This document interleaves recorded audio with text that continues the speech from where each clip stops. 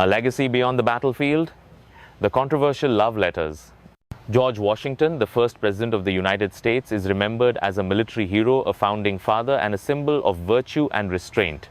However, beyond the public image lies a lesser-known and deeply personal narrative that has intrigued historians and romantics alike, the collection of love letters he allegedly wrote to a woman who was not his wife. These letters, believed to be addressed to Sally Fairfax, the wife of his friend George William Fairfax, offer a glimpse into Washington's inner world before his marriage to Martha Custis.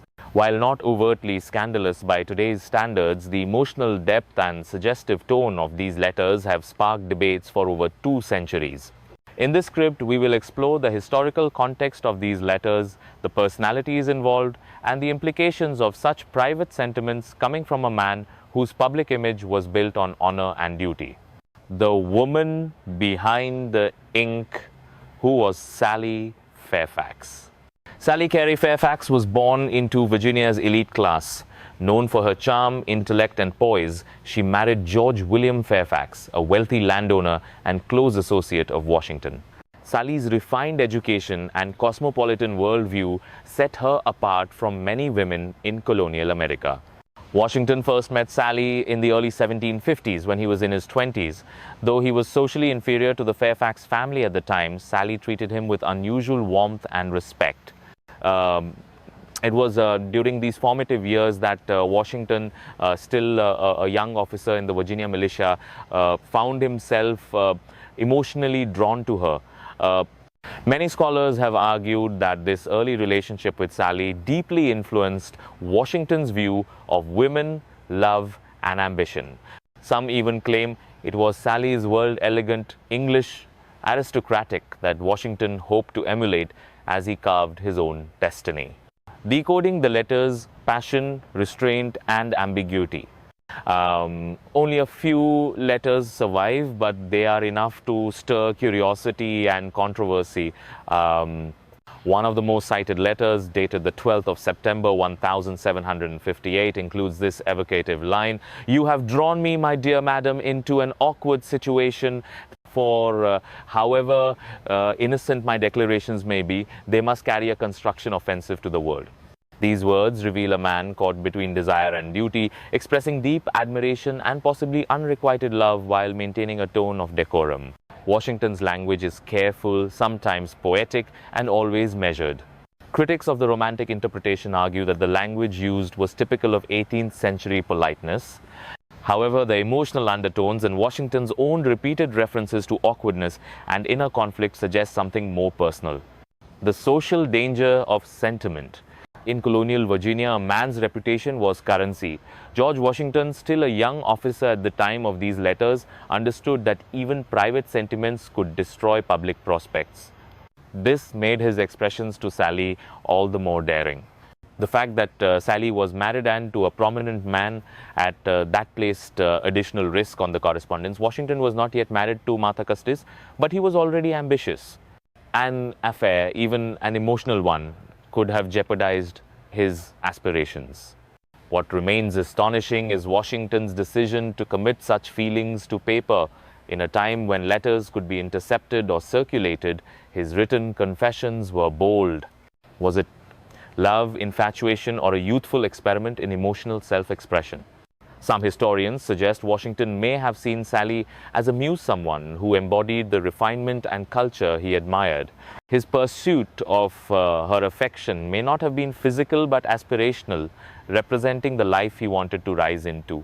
In January 1759, George Washington married Martha Dandridge Custis, a wealthy widow with 2 children. Their marriage brought not only social status but also emotional stability. There is no historical evidence that Washington was ever unfaithful to Martha. And yet, decades later, Washington's letters to Sally still exist. Martha, according to some reports, never read them, but one cannot help but wonder, did she know? Did she suspect? Or was this an emotional chapter Washington himself chose to bury? Washington kept very few personal papers, possibly to protect his image. He instructed that many private documents be destroyed upon his death. The survival of the Sally letters then is either an oversight or a quiet testimony to a deeply held sentiment. These letters, preserved today in various archives, challenge the one-dimensional image of Washington. They show not only a founder, but a man conflicted, romantic, and emotionally vulnerable. Public virtue versus private emotion. The myth of George Washington as a paragon of stoic leadership is rooted in his public service. He refused kingship, retired after 2 terms, and was widely regarded as incorruptible. But these letters remind us that even the most disciplined figures are human. They feel, they falter, they long. If anything, these letters make Washington more relatable, this marble statue, more living soul. Some scholars warn against reading too much into these letters, arguing that love in the 18th century was often expressed in poetic, elaborate term 7 platonically. But the emotional tone, the timing, and Washington's own caution suggests something deeper. The September 1758 letter, a closer look. Of all the known correspondence between Washington and Sally Fairfax, the letter dated the 12th of September 1758 stands as the most revealing. It was written during the French and Indian War while Washington was stationed at Fort Loudon. The language is careful, yet charged with emotion. Washington writes, "'Tis true, I profess myself a votary to love. I feel the force of her amiable beauties in the recollection of 1,000 tender passages that I could wish to obliterate." The phrase "wish to obliterate" suggests inner conflict, the yearns to forget, yet cannot.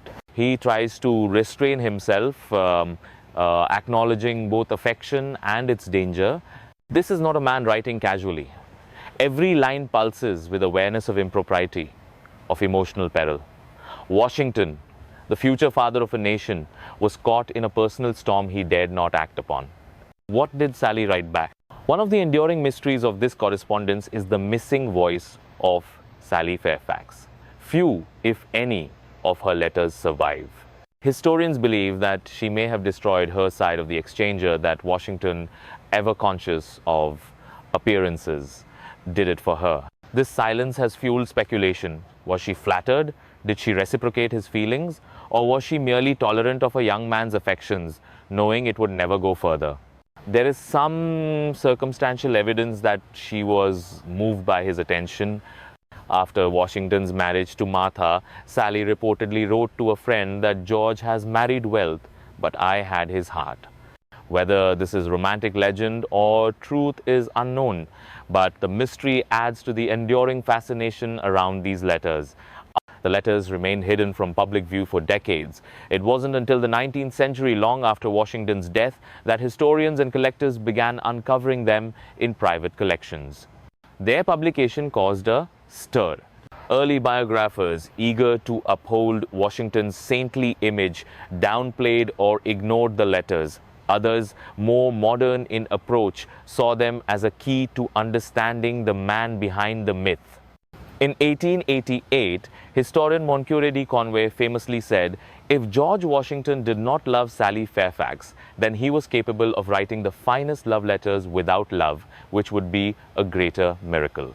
Since then, scholars have debated the letters' meaning and weight. Are they romantic relics or historical footnotes?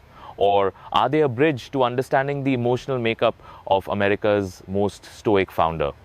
In modern times, emotional intelligence is seen as a key leadership quality. The ability to express, understand, and regulate emotions is viewed as a strength, not a weakness. But in the 18th century, especially for men of public standing, emotional restraint was the standard. Washington was a master of this restraint. Throughout his military career and presidency, he presented a carefully controlled image, calm, reserved, virtuous. Yet in the letters to Sally Fairfax, that reserve seems momentarily lifted. We see a man grappling with affection, uncertainty, and longing. These glimpses into vulnerability make Washington more human, more complex. Some scholars argue that this emotional awareness was what made him such a successful leader, not the absence of feeling, but the mastery over it. The role of women in Washington's emotional life. While the letters to Sally are the most intimate evidence we have, they are not the only example of women playing a central role in Washington's emotional world. His relationship with his mother, Mary Ball Washington, was complicated, marked by respect but also tension. His marriage to Martha Custis was, by all accounts, stable and mutually affectionate. She was his confidant, his partner in public and private. Yet, their relationship lacked the poetic fire of his early letters to Sally. This contrast has led some to believe that Sally was Washington's romantic ideal, while Martha was his reality. Others disagree, noting that love for Washington was defined not only by passion but by loyalty, partnership, and public harmony. Still, Sally's presence in his letters remains singular in echo of youth, of yearning, and of the road not taken. Political implications and posthumous reputation. The discovery of the letters to Sally raised questions about how America remembers its founding fathers. Could a man so revered have once indulged in such personal longing? Would the public see these letters as humanizing or compromising? Some biographers, particularly in the 19th century, chose to omit the letters entirely. Others included them, but framed them as juvenile or harmless. It wasn't until the late 20th century that scholars began analyzing them seriously. Today, most historians agree that these letters do not tarnish Washington's legacy. Instead, they deepen our understanding of his character. They remind us that even the most admired figures have private struggles and unsaid dreams. Rather than diminish his greatness, the letters show that Washington's discipline was not innate, was chosen, cultivated, and preserved at cost. Modern biographers have taken a more nuanced view of the Fairfax letters. Instead of focusing solely on scandal or suppression, they interpret the letters as a window into Washington's personal growth and emotional complexity. Joseph J. Ellis, in his Pulitzer Prize-winning book, His Excellency George Washington, notes that the letters show a rare glimpse into the emotional interior of a man who spent much of his life building a fortress of restraint. Other scholars such as Ron Chernow and Alexis Coe have also treated the letters as important historical artifacts, not for what they hide, but for what they reveal, the humanity of a national icon. These interpretations reflect a shift in how we study the founders not as flawless demigods, but as real people navigating ambition, emotion, and public life. Cultural legacy and romantic myth. Over the years, the story of Washington and Sally has taken on mythic dimensions. It's been the subject of plays, novels, and speculative histories. Writers have imagined a secret rendezvous, emotional turmoil, and a forbidden romance carried out behind closed doors. While none of this can be historically confirmed, the allure of the story remains powerful. The cultural fascination lies not in betrayal, but in the tension between desire and duty. Washington becomes a tragic, romantic figure not because he acted on his feelings, but because he chose not to. In a way, these letters tell a very American story, one of self-mastery, moral conflict, and the quiet sorrow of what might have been. Final thoughts: what the letters tell us about George Washington. What do these controversial love letters ultimately tell us about George Washington? They tell us that he was more than a stoic leader. He was capable of deep feeling, but he prioritized duty over desire. They reveal a man in conflict, striving to balance honor with honesty, passion with principle. Rather than diminish his greatness, they enhance it, showing the weight of the choices he made. These letters do not tarnish the image of a founding father, they enrich it. They remind us that true leadership includes not the absence of feeling, but the discipline to manage it for the greater good. In the quiet ink of these letters, we hear the heartbeat of a man who could have loved and did but chose instead to lead. The moral legacy then and now. In the 18th century, moral character was a defining trait of leadership. A man's honor was tied not only to his deeds, but to his ability to master his passions. Washington's letters walk this fine line. He admits emotion, but not weakness, passion, but not impropriety. He stands at the threshold of vulnerability without ever stepping beyond it. In the 21st century, transparency and emotional honesty are often celebrated. Leaders who express vulnerability are seen as relatable and authentic. From this modern viewpoint, Washington's emotional discipline is still admirable, but it also evokes empathy. We can imagine the burden of suppressing a love he could never pursue. The founding father as a private man. History often reduces great leaders to symbols, names in marble, faces on currency. Yet behind every monument is a man who once wrote a letter he never meant the world to read. These letters allow us to see Washington not only as a general or president, but as a man wrestling with loneliness, memory, and temptation. We do not diminish his greatness by acknowledging his humanity, we deepen it. The fact that he chose duty over longing makes his story not weaker, but stronger. In these private pages, we see a quiet resistance, a man choosing integrity over indulgence, future over feeling. The letters as national mirror. Every generation of Americans has interpreted Washington's letters through its own lens. In the Victorian age, they were whispered about in disapproval. In the 20th century, they were debated by academics. In our time, they are shared in digital archives for public reflection. The letters now serve as a national mirror, reflecting not just who Washington was, but what we expect our heroes to be. Some readers find comfort in his restraint, others find sorrow in his self-denial. But all can agree that these letters make him real. And perhaps that is what makes them most powerful. In a nation founded on ideals, these letters show us the cost of living by them. Legacy of ink, a timeless humanity. The ink on those letters has faded, but their meaning has not. They endure not as tabloid material, but as testaments to the complexity of character. In Washington's words, we find the paradox of power. The one who could have anything must often give up the one thing he truly wants. He wrote with dignity, felt with depth, and lived with discipline.